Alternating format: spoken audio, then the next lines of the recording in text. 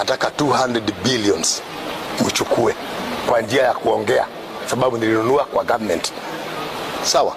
Nasema hivi, mimi nilinunua title deed, niliuziwa na Central Bank, na nilienda kwa land nikasearch, nikaenda Ruaraka nikasearch, nikaja kwa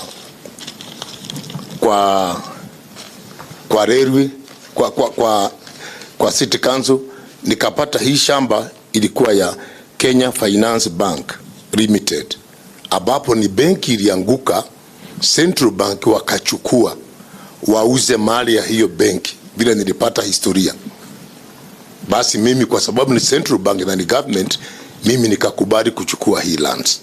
ICC, land, Central Bank, koti, wote ni government. Wote ukienda the end of the day ni government hands. Wote ni mkono wa serikali.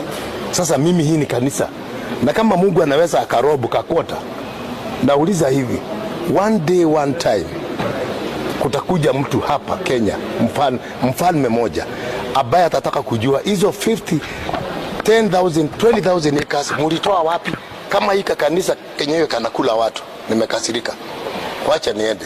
Nimesema hivi, nimeleta makaratasi yangu kwa wenyewe nilinunua, na kama mnataka nyinyi kama government na whoever, njoo mniambie na wauzie. Nataka 200 billions mchukue kwa njia ya kuongea, sababu nilinunua kwa government.